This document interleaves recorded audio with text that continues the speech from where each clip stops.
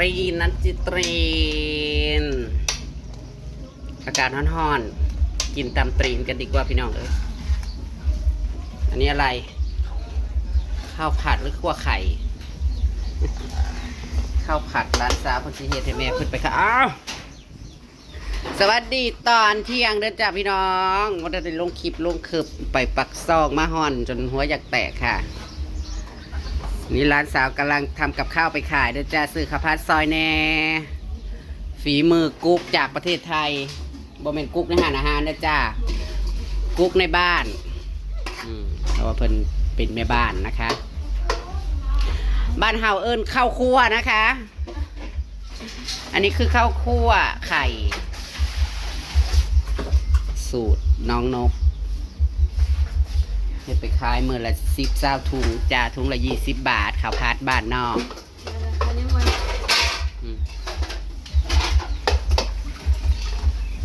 พาเทปคือเซฟเขาดูเต่ามูลมดยกกระทะบ่ขึ้นหนัก บ่ได้ขวไหมตอนนี้อากาศ36-37 องศาฮ้อนอยู่บ่ได้เลยพี่น้องเอ้ยบึดดีนะบ่ฮอด40นั่งอยู่ในโฮมนี่36-37 องศา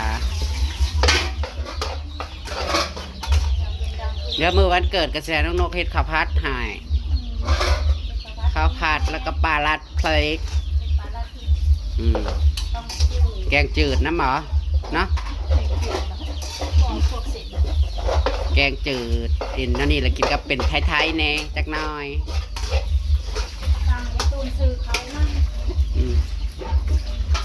แต่ว่าโบเห็ดดอกผ้าขาวก็จะลงใส่บาทเอาซื้อเพราะวันที่10ตอนเช้ากัน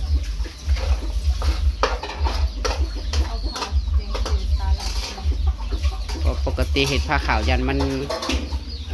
นะลงไปใส่บาทเอาอะไรจบซะ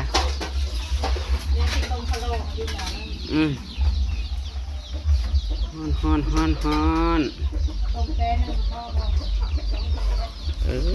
บหลายคนดอกมีแต่ได้ทีมงานนี่แหละ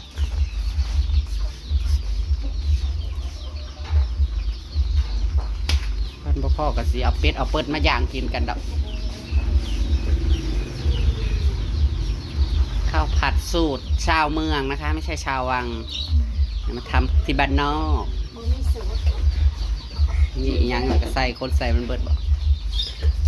โอ้ยฮอนเลยอยู่นั่นหนาเตาจะลอดตีนไก่เปื่อยสักก่อนพี่น้องเอ้ยต่ำตีนกินเบาเบาอาดเพิ่นมาเล่นนั่งโอ้ยพวกอันงานดองบึ้มอยู่พี่น้องเอ้ยอยู่ใต้พวกดังมากพี่ฮัลโหลจ้า10-12-14-16-18-20 ถุงใหญ่นี่20 ถุงละ20 บาทน้อย3 โมงนั่งกระไปค่ะเวลานะอันโซนนี้เนี่ยค่ะเวลาอย่างนี้ก็เลยบ้าตายออกไปเขาได้ขายอยู่ก็มีแนวแฮปย่างมาท่านนั้นไข่เม็ดกระถินด้วยนะคะแซ่บไปห้าวลงไปปอมเลือกกันยวนปอมเลือกอยู่อันนะเป็นจะได้เนาะเฮียเอื้อเนาะเฮียเอื้อนี่สั่งคฤหาสน์ไปฮอดไซส์เลยเนาะราคากันยังมาเลยพี่น้องกำลังเบิ่งกันสีคิ้วมันนี่นะอยู่ในสีขาวมันหมูมีสีขาวมันไปตลาดเขาไปเอายังไส้ถ้าเชี่ยวเอาสียังสีน้ำหรือสีเนี่ยมีสีเจ้าอยากได้สีขาวได้สีขาวมันต้องสีน้ำมันติล่ะถ้าใส่ไปเถอะไม่ปลาตลาดมันติดบ่ล่ะนั่นแหละไม่รู้ถ้าเธอก็ต้องถามช่างสิช่างก็ไม่รู้หัวช่างที่เขานั่นน่ะดิช่างไหนล่ะถามคนขายเขาก็ยังบอกฮู้เนี่ยสีมันเอกก็บ่มีบ่สีครีมนะเขาไปได้ครีมมันก็ออกขาวอยู่มันไม่เด็ดไม่นั่งตุ้ยๆนั่นรับปากว่าหมู่บ้านมาหรือว่าสิมาเค็ดขอกหมูซอยมันแล้วเงียบแซ่เว่อีกแล้วค่ะกองดินกองนั่นวัดถ่าให้นางมานั่นแล้วนะค่ะคือสิบม่อมแหละมันบ่สูงบ่เอ่ยสิฮะอันใดหรือว่าสิเท่ขึ้นมาอีกทำเรือ3 ก้อนครึ่งบ่สูงดอกสูงกับยามันต้องเข้าผู้สูงก็หันกันไม่บ่เป็นยัง มันฮอต ฮอนก็เปิดพัดลมให้มัน จ้า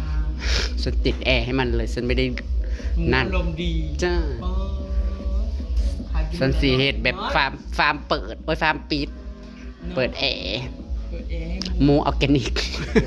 อยู่แล้วก่อนเอาไปเขาไปอยู่ ไปนอนน้ำหมู เราน้ำหมูบอกง่ายหมูออกมันรวมตัวกันอยู่ด้าน เฮ้ยจีเป็นง่ายเอาให้ยังเฮ้ยก็ไล่จับกันอยู่หันแล้วเนาะ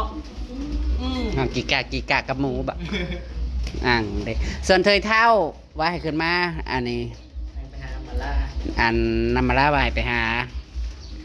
จ้าไป ว่านี่นั่งเราว่าเรื่องมือนี่ไปเที่ยวกุฏิโตมือ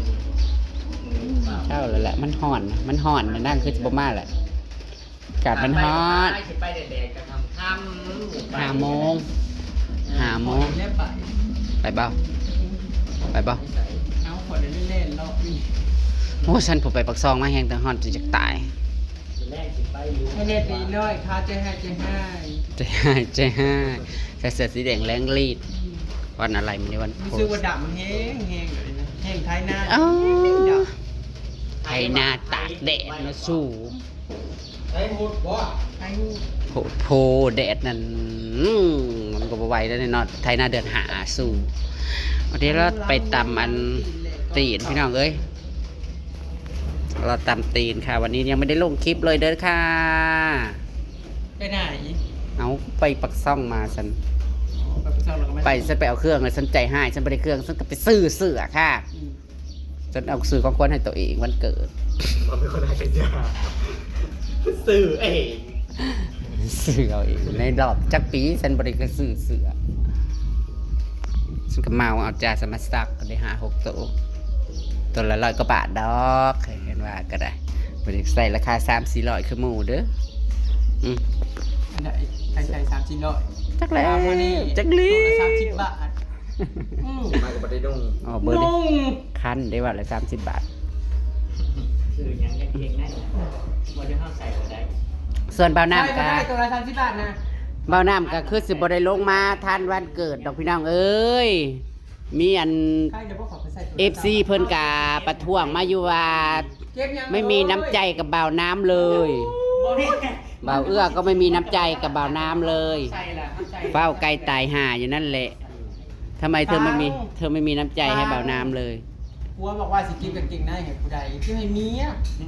ดูว่าเบอร์เบอร์ขาดไปเลย มันก็เลยขาดไม่ได้ดีแต่ว่ามัน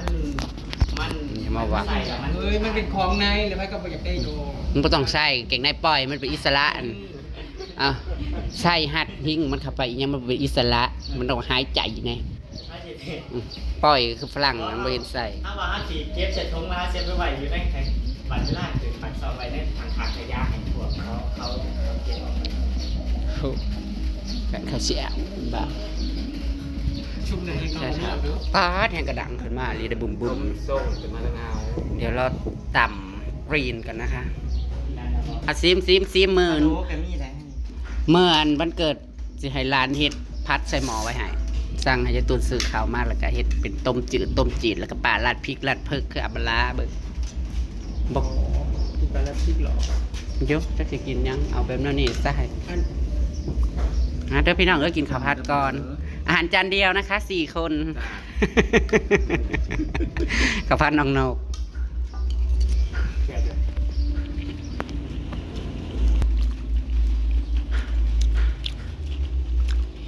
ข้าวผัดจานเดียวกินได้4 คน ไม่ได้รสชาติ ทั้งบ่ได้รสชาติ รสชาติอยู่ ปากตาย ปากตายบอ เอาคำเหล็กเนาะมันยังไม่ได้รสชาติหรือว่า กินมาจานสิได้อยู่บ่รสชาติ เมียมาดูอะไร อืม เมียมาดูอะไรไปกินห้องแสลงปากกูได้รสชาติเรามาอ่านรุ่นใหม่ก่อนได้อยู่เนาะ ไก่ตัวตายได้หักษาไก่กับบกุม เลี้ยงลูกกับบกุ้ง ครอบไปเฝ้าแต่เฮือนใหม่เฝ้าแต่เฮือนใหม่ลูกมาเฮือนตายกล่อง นอนยิงแก้วดีป่ะ น้องเลี้ยงลูกหมด มาเพื่อนเพราะว่าลูกชายนอนยิงแก้วอยู่ อืม เลี้ยง6 ตัว ไก่10 กว่าตัวแล้วจ้าซื้อมาอีกนะ โอ้ได้อันนี้รุ่นนึงแหละอันนี้คือรุ่นออกมาใหม่คือมันตาย กินก่อนรัฐบาลนั่นเลยยังบอก ยัง กระต่ายคือกัน ยัง8 ตัว 10 กว่าโตมันนะ ได้คือกัน จ้า มาจามเดี๋ยวแตะ จะเกิดกำไรหรือบ่ตึงแต่ยังบ่ได้อยู่ เล่นดอก200,000แต่ดอกไม้แซนเดิมบ่ได้หยังเลย จ้า 200,000ตายหมดจ้าเหลือ9ต้น 200,000พันนะดำ200,000กีบ 300 300 บาท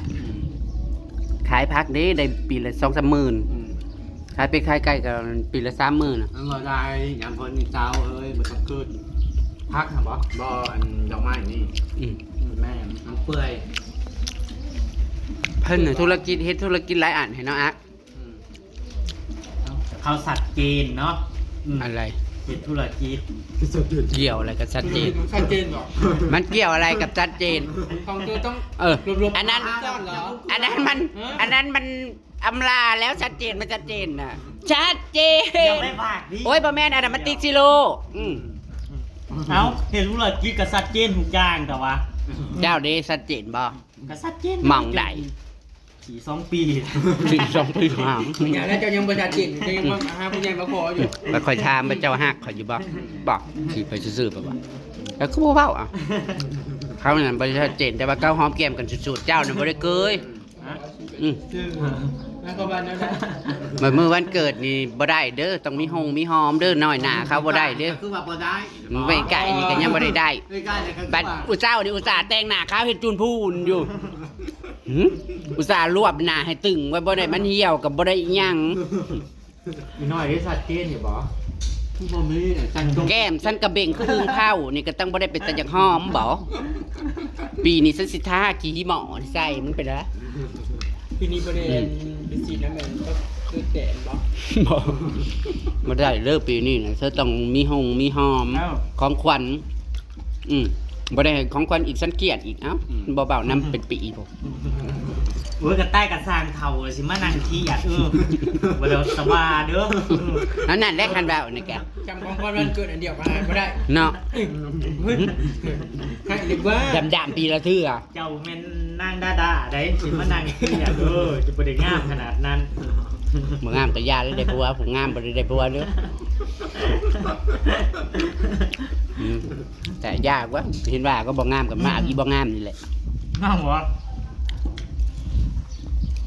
เอาอันนี้น้ำมันงูเหรอ แสดงว่าเจ้าก็บ่มีปัญญาหาผู้งามเจ้านั่นบ่มีปัญญาอีกเจ้าอย่ามาโทษข่อยว่าบ่งาม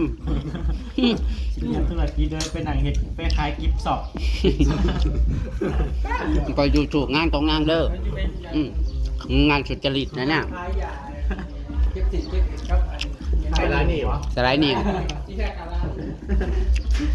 แหนะสิอิ่มก่อนตามตีนเลยได้นี่นะ ก็นอนกินไปตามแต่พอมันยังบ่เท่าไหร่ปานใด ถ้ากินตามตีนต่อพี่น้องเอ้ยขับพันในห้องท่องฮัลละมือเฝ้ามือมาเผาสมบัติฝุ่น ลูกแค่กันยัง6โต ลงมาแล้วมันสิเจ็บคอเพิ่น 18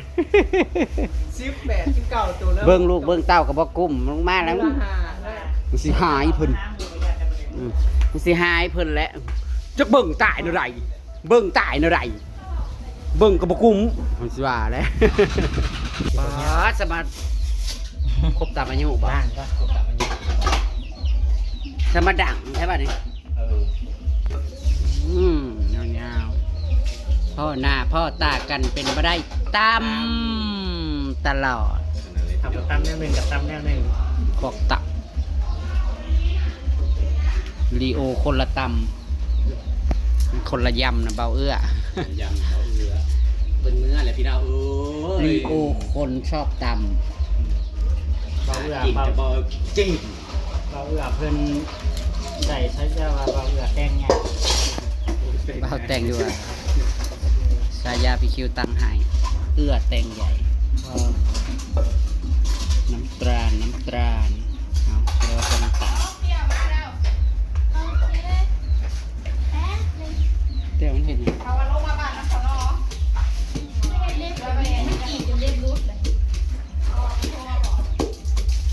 ใคร สิวเพชร ลงมา ลงมาน้ำไหลมาน้ำขอนอจะไปกินมาเลยนะไม่ได้นอนหรอก โอ้ เอาชุดพุทธ แลนเด่นกับประกันชิลู เพราะอะไรต้องเป็นไม่ได้ลูก ชามว่าสิลงมาบ่ลงอยู่พอขึ้นไปหาเพิ่น กับพี่พ่อนั่งลงมา นั่งบ่มาบัดสิมาแล้วก็บ่มาขอยสิเด่นนั่นขายของ แม่อยู่ตลาดบอกว่าไปเพื่อนไม่ทำเมือนนำบอ เอฟซีบอกว่าทำไมไม่สอนทีหน้าเรียกนะโอ้ นางไม่เรียกค่ะ นั่งบนเรือเออน างเรียกง่ายๆสั้นๆค่ะ แล้วกูอยู่กลางหันกับผมหมอยเนี่ยหมอตัวจีน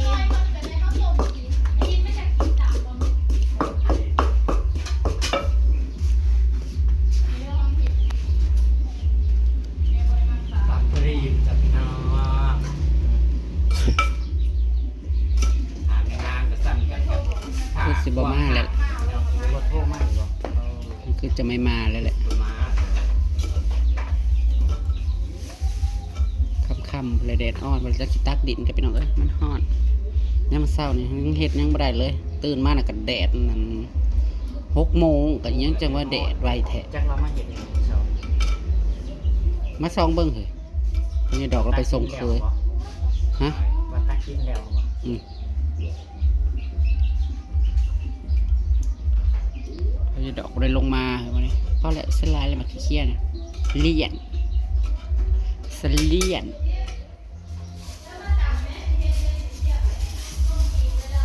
เอากระสีตัก อืม เอากระสี โทษนะก็สิตำติ่งกระปุ่นก็จะใส่เบิร์ดเถอะจงไว้ครับมันหลายโพดเนาะกินบ่เบิร์ดมื้อน่ะยังกินบ่เบิร์ดกระปุ่น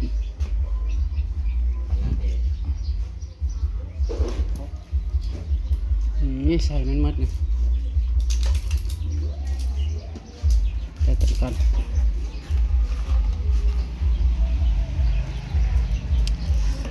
โอ้ยเบื่อนะห่อนนี่ให้จะฝืดเด้ใจกระสิลาดสิขูดอ๋อ มันบอกเคสดอกปลาแดกนะมันบอกเข้มปลาแดก ฟ้าเรืองนี่โหเนาะเข้มจนแกะบ่อยากตกอันนี้ ปลา เด้อฟ้า เรื เรือ อง เข้มดี ขนาดที่นั่งข้าวปุ้นหมอบางแง่ใส่3 ขวดน่ะเค็ม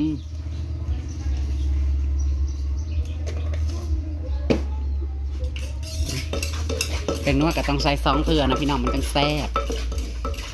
เทื่อละ8 บวง ๆรักใส่ เน้แนวหนีบนั่นนะแนวหนีบมันสีแดงหนีบใส่โหลด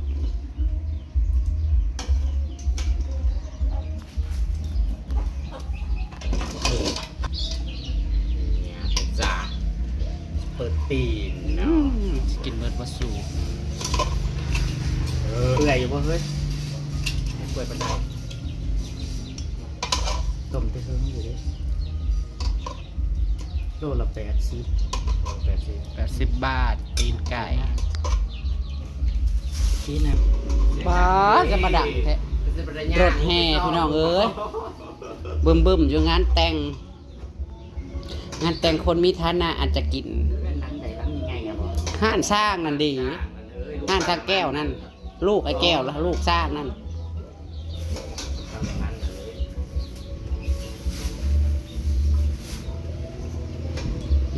เต็มโคกปลา คนมีเงินเห็นงั้นกันเนาะคือว่าอะไรต้องตั้งการ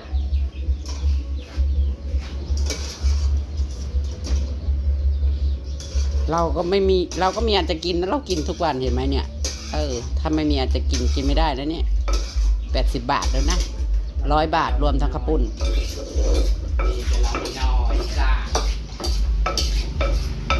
ไปตัดสิบเคสกันได้ผู้ใดน้อง นี่ละลานแล้วบอก บ่ใส่กันเยอะนะเฮ้ย บ่ ก็ล่างแล้วบ่มีพักอันซีฟล่าเขาสิเอาอยู่บ้านในปกติ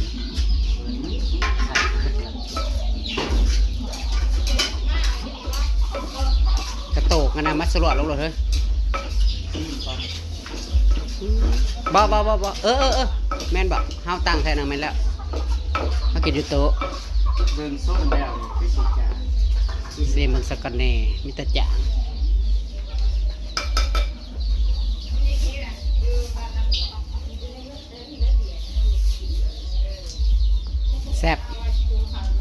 แซ่บ คือแสบเลย พอคันแซ่บเราบ่ต้องเติมหยัง พอเนาะเราฝึกประเดี๋ยวนิดนึง น่ะน่าก็เค็ม แสบมาลีเลยแต่อยากเทศแล้วน้องอยากง่าวอีกได้ พา จะมาบอกเปรี้ยววันไหนเนาะ เดี๋ยวจังถัดติดตามตอนกินทั้งช่องประอาดก็แล้วกันพี่น้องจ้ามื้อนี้ก็สิลงคลิปซ่าในค่ะ เพราะว่าไม่ได้ทำอะไรนะคะ อยู่บ้านหาแต่แนวอยู่แนวกิน หากินอยู่กับบ้านเด้อจ้ามื้อนี้เด้อบ่ได้ไปกินทางอื่นเดี๋ยวติดตามทั้งช่องบ่าวอาดก็แล้วกันนะคะลีโอคนชอบตำนะคะตำตรีนตามคลิปหน้าเด้อพี่น้องสวัสดีเด้อจ้าเนี่ยหน้าสมาในสวัสดีจ้าโคตรนี่นะก็มากินน้ำกัน